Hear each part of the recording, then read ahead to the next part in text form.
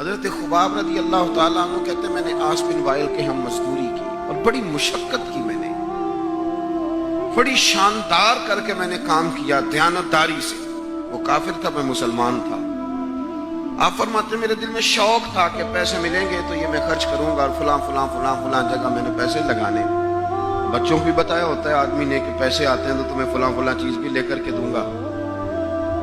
اب مجھے بتلائیے کہ اگر اس دن پیسے نہ ملیں یا کسی وجہ سے ڈوب جائیں تو کتنی اذیت کا اور کرب کا مسئلہ ہوتا ہے۔ فرماتے ہیں جب میں نے مزدوری کر لی، کام مکمل کر لیا اور میں اس کے گھر گیا، میں نے کہا تیرا کام مکمل ہو گیا؟ اس نے کہا میں نے دیکھ لیا۔ تو میں نے کہا میرے پیسے دے دو، یہ دیکھو یہ وہ ایمان ہے جس کے بارے میں رب نے کہا وَإِذَا قِيلَ لَهُمْ آمِنُوا كَمَا آمَنَ النَّاسُ، اس طرح کا ایمان لاؤ۔ حضرت خباب کہتے ہیں میں نے کہا پیسے؟ کہتے ہیں بڑا آدمی تھا نا، نواب تھا، سیٹھ تھا، چودھری تھا، پاورفل تھا، تو کرسی پر بیٹھ کر ہنسنے لگا، کہنے لگا پیسے تو مل سکتے ہیں پر تھوڑا سا مسئلہ ہے۔ وہ کیا؟ معاذ اللہ ثم معاذ اللہ، نقل کفر نہ باشد۔ کہنے لگا اگر آپ کلمہ پڑھنا چھوڑ دیں تو پیسے دوں گا، ورنہ یہ پیسے نہیں ملیں گے۔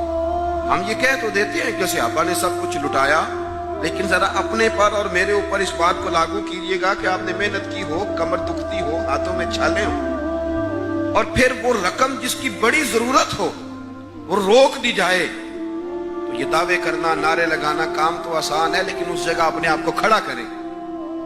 وہ رقم تو تب ملے گی، تم تو کلمہ پڑھتے ہو، تمہیں کیسے دے دیں؟ یعنی ان کی مزدوریاں دبا لی جاتی، ان کی تنخواہیں چھپا لی جاتی۔ کہنے لگا وہ تب دوں گا۔ آپ یقین کریں بڑے خوبصورت جملے ہیں۔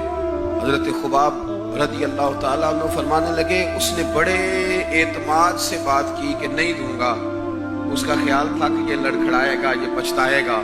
کہتے میں نے بھی رومال اٹھایا اور کندھے پہ رکھا، میں نے اسے کہا یار تو نے میرے ایمان کی بڑی تھوڑی قیمت لگائی ہے، تیرا یہ خیال ہے کہ میں اتنے سے پیسوں پہ لڑکھڑا جاؤں گا؟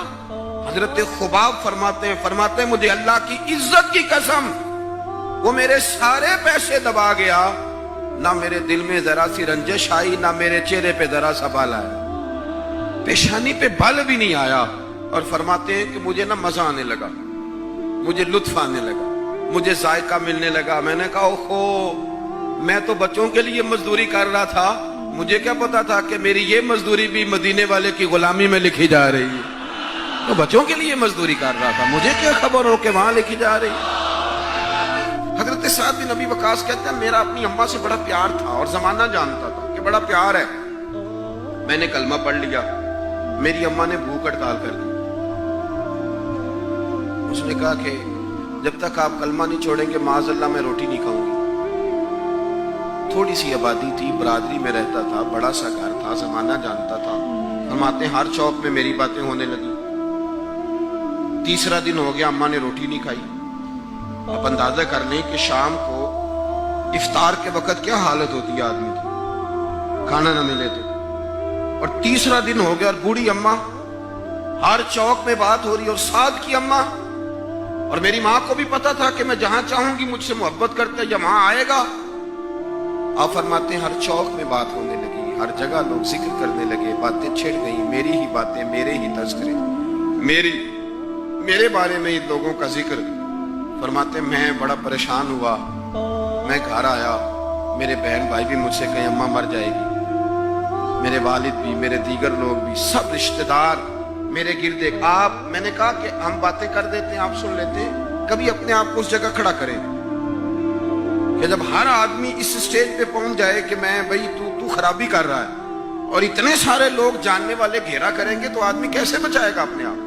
حضرت سعد بن ابی وقاص کہتے ہیں کہ میرے گرد شدید گھیرا تنگ ہو گیا اور مکے کا دور ہے، حالات اتنے خطرناک ہیں کہ سنبھالے نہیں سنبھلتے۔ آپ فرماتے ہیں جب حد ہو گئی تو میں نے کہا اماں سنو پھر میری بات، میں تم سے بات کرنے لگا ہوں۔ کہتے ہیں میرے بہن بھائیوں کے بھی کان کھڑے ہو گئے، اماں بھی سہارا لے کے اٹھ کے بیٹھ گئی کہ لگتا ہے کہ برف پگھلنے لگی ہے، لگتا ہے کہ کچھ نرم ہوا ہے۔ فرماتے ہیں میں سامنے کھڑا ہوا اور تھوڑے بہت لوگ جو وہاں موجود تھے وہ بھی قریب آ گئے۔ میں نے کہا اماں तेरा और मेरा प्यार ज़माना जानता है और दुनिया को पता है कि मैं वो बेटा हूँ कि जिसकी लोग मिसालें देते हैं।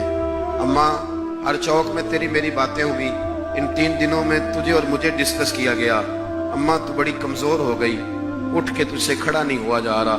ये सारी चीज़ें मेरे सामने आई, बहनों ने रो के दिखाया, भाइयों ने मोहब्बत याद कराई, हर चीज़ मेरे आड़े आई। लेकिन हज़रत साद बिन अबी वक़ास कहने लगे, अम्मा, मैंने अपने दिल का जायज़ा लिया है, मेरे ईमान ने एक वक्त भी मुझे ये मशवरा नहीं दिया कि मैं अम्मा को मना लूं। फरमाने लगे, अम्मा, ये ज़माना सारा मौजूद है और लोग खड़े हैं, तेरी एक जान है ना, एक जान। अम्मा, तेरी एक जान है, अगर तेरी 1000 भी होती और एक एक करके सारी जानें तेरी निकल जाती तो फिर भी मैं अपने मदीने वाले महबूब का कलमा छोड़ने को तैयार नहीं हूं। अब तेरी मर्जी है तो रोटी खा, चाहे भूख हड़ताल कर, तू उठ के बैठ जाए, लेटी रहे। 1000 जान भी हो, एक एक करके निकल जाए तो ईमान पर सौदेबाजी हो सकती। वाइज़ा क़ीला लहुम आमिनू कमा आमन अन्नास, इस तरह ईमान लाओ जिस तरह ये लोग ईमान लाए हैं। हजरत साद बिन अबी वक़ास ये नारा लगा के ना, नारा मस्ताना लगा के, ये नारा लगा के तो चले गए। हजरत साद बिन अबी वक़ास चले गए, आप बाहर निकले तो अम्मा उठ के बैठी, कहने लगी, रोटी लाओ भाई। उन्होंने कहा, अम्मा जी भूख हड़ताल बस। कहने लगी, मेरा ही तो बेटा है ना, मैंने पैदा किया, मैंने पाला है, मैं रग रग से वाकिफ हूं।